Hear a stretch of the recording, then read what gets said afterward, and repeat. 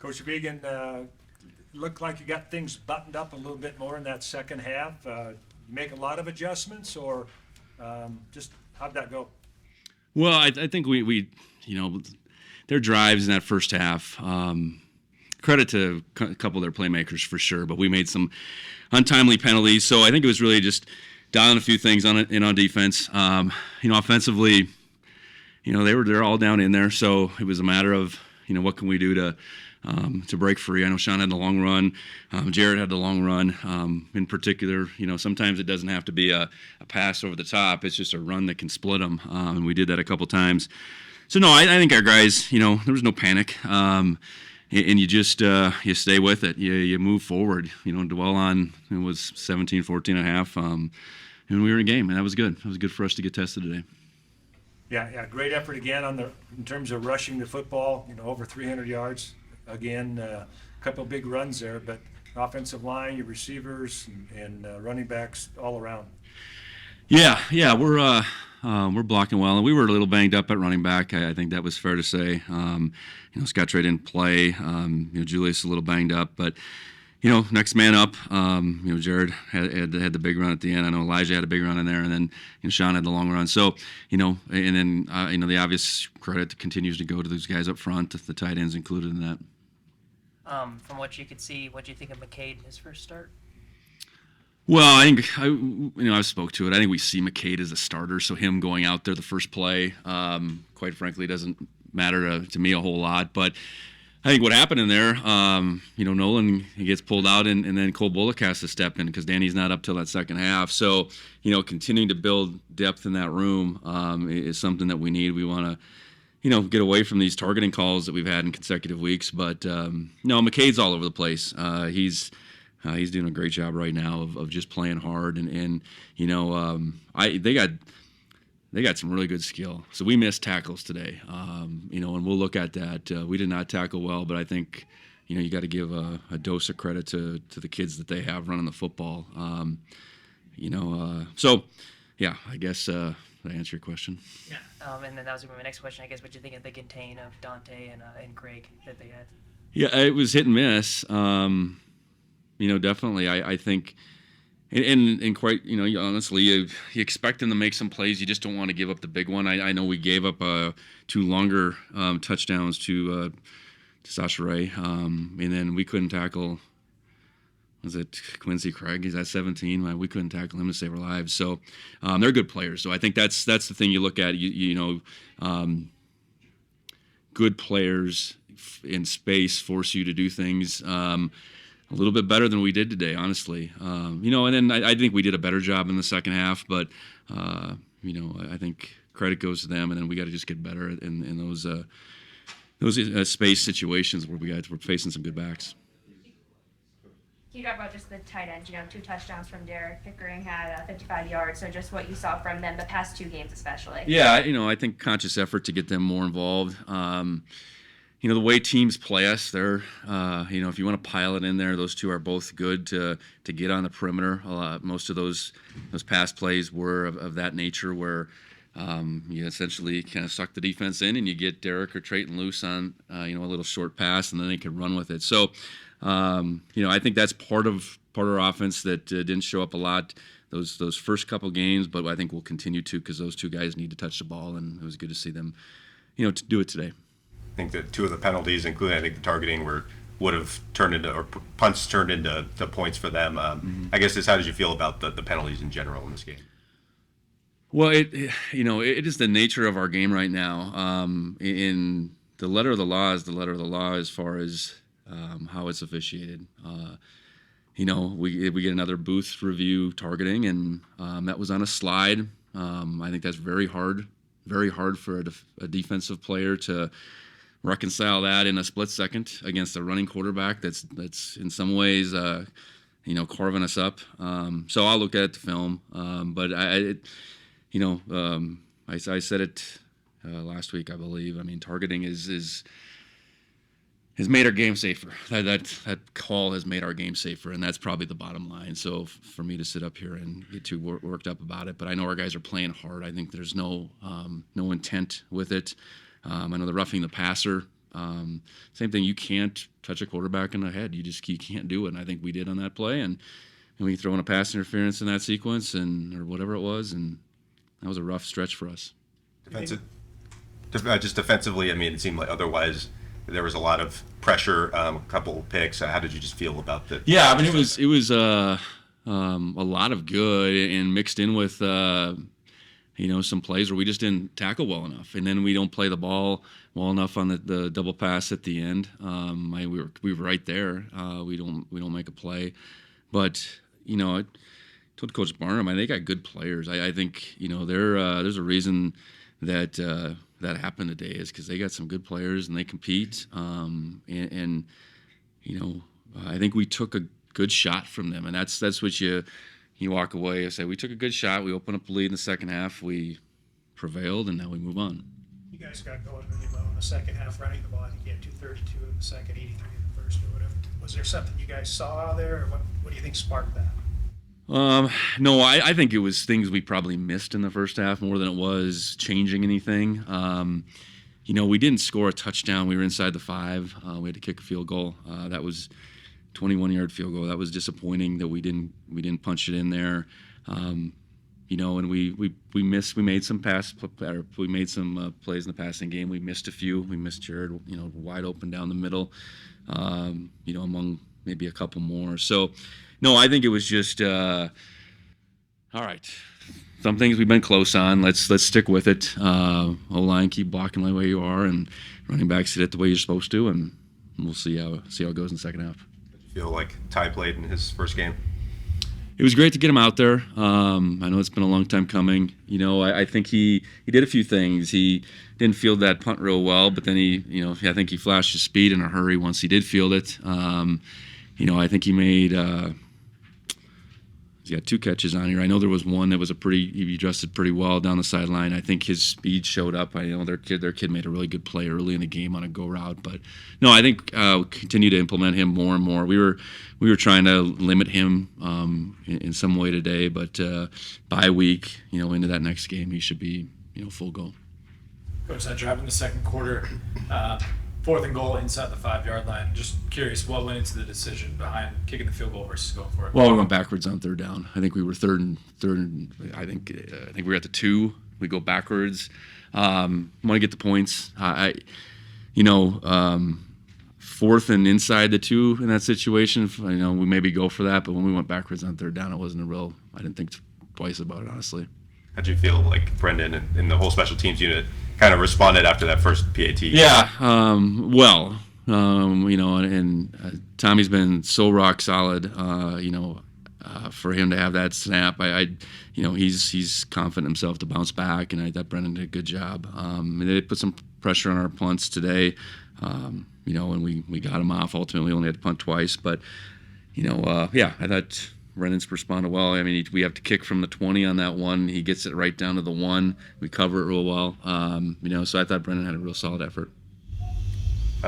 Just how the games like this kind of illustrate just how hard it can be sometimes to win games against tough opponents, even at home. With that first half. I think we're in a position with our success that we're going to get everybody's best shot, and that's the reality of it. And you can tell your guys that all week, and they got good players, and we're gonna get their best shot. But ultimately, till things start happening and the game unfolds, you don't know how it's gonna play out. So, and every game is its own deal, and every game is not gonna be perfect. Every sequence in the games is not gonna go exactly how you want it to. So how do you continue to respond when things go well, and then things don't go your way? Is what we got to be about. Forward thinking, and so I thought, you look at that game, the positive I'm going to take from it is, we dealt with some stuff today. We dealt with some stuff. We overcame some stuff, and got the win, and heading into a well-timed for us bye week right now. Coaches, you also talk about every team's different in establishing new identity. What do you think this team's identity is so far this year? Yeah, that's I think we are capable of playing the brand of football on a regular basis the way we want to, and that's playing fast and really being physical, and that's been that's been what we've wanted to be about, and each week provides its own test.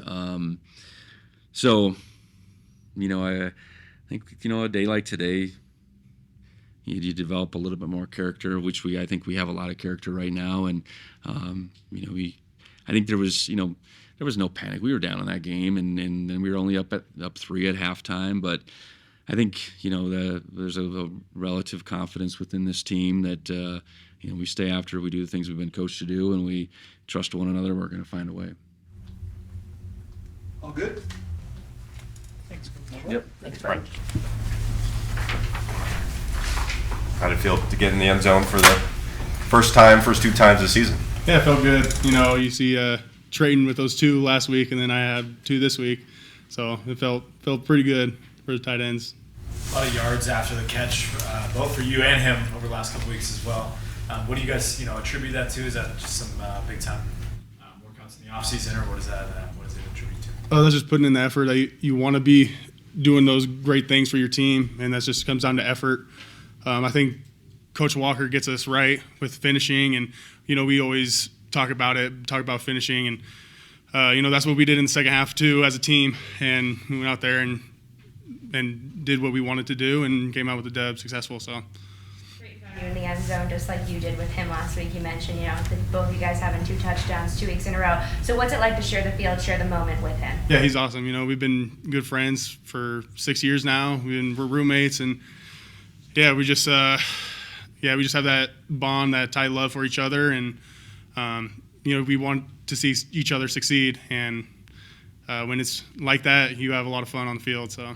Does everything mean a little bit more in your 6th year? Definitely, yeah. You got to think about it a little bit, and it's kind of bittersweet, coming down to the wire. I only got a couple more games left at home, and so you just got to soak everything in. So. What's it like having Chambers at quarterback, leading the team over the last 3 games, and then his ability to make plays happen when negative plays seem like they're going to happen? Yeah, he's been doing great. Obviously we missed Tommy, but Sean stepping in and doing what he can for a team. He's a dog, so we just got to keep rolling with him until whatever happens, and just excited for him too. So. Some big plays in the run game today. I guess how effective were you guys in the offensive line at opening up holes for Elijah and Sean and Jared and all those guys? Yeah, that's a testament to the O-line. They're always working their butt off, and whenever we're doing a drill in practice, you can see them just going 100%. And Coach Al's getting them right too, and just really appreciative of the line up there. So. How'd you feel like having a tie back? How'd you feel like he played? Yeah, Ty played great. I think a couple punt returns I thought he could have got loose more, but no, he did great though coming back, and just really excited and happy to see him out on the field. So. As a punt returner yourself, do you give him any pointers about that? Oh no. I try to give myself some give myself some pointers. He's super speedy, super fast, so it's nice having him back. So. And on your first catch, I think you were right by the end zone, and you looked like you were kind of trying to, in between, like juking or hurdling there. Take me through that play a little bit. Yeah, I just tried to get the ball across my body, and then right when I looked up, there was a dude in my face, and I just didn't know what to do really, and then just tried to jump over him. So I didn't want to get my knees taken out, so tried a little savior, a little hurdle. So. Yeah, did that touchdown feel extra good that it happened after you were close on that other play? Yeah, it was kind of a sigh of relief. I kind of just fell in, and it's like, oh, thank goodness it was a touchdown. So. And you said you get every team's best in this conference. Every single game, they're going to give you your best. Is that how you guys feel as players? Yes, definitely. I think Coach Vigen preaches that no matter what happens. Obviously we're coming off that 40-0 win against Weber. It doesn't mean anything if we don't win this game. I think that we had to prove ourselves this week, and the first half I don't think we had that mentality, and then we came in the second half and had to prove something. So both of Trayton's touchdowns last week were the same play. Yours were from the same distance, looked very similar. Were they the same play? I don't think they were. I think one of them, it was actually a missed call on the field. So just surprised that we actually ran it well and ended up in a touchdown. So. What was the kind of the message or the mood like at halftime with being a 3-point game at that point? It was all calm. I think Coach Vigen came in and just did what he needed to do and got us ready, and we just stayed focused on on the goal, and we went out and executed. I'm sure you guys knew that team was going to be tough coming in, but how now that you played them, how would you kind of judge them or evaluate them? Yeah, no, they're really good. I think that they have some dudes on their team, and they'll do well in this conference this year. And yeah, not much else. Good team. Did John's interception give you guys some momentum at the half? Who? Sorry. The interception right before half. I think a little bit. Yeah, it gave us a little hope, and walked in there and had our heads high a little bit. So. Anything else for Derryk? That's Derryk. Thank you guys. Thanks, sir. Thanks, there, yeah.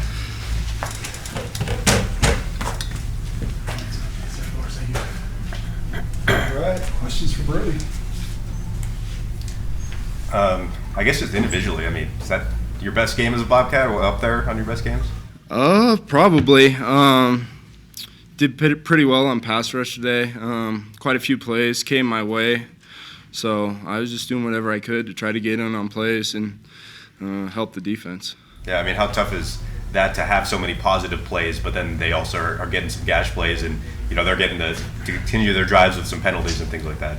I mean, it's frustrating at times, but at the end of the day, they switched their game plan a lot. They came in pretty run-heavy team, and we shut their run out right away.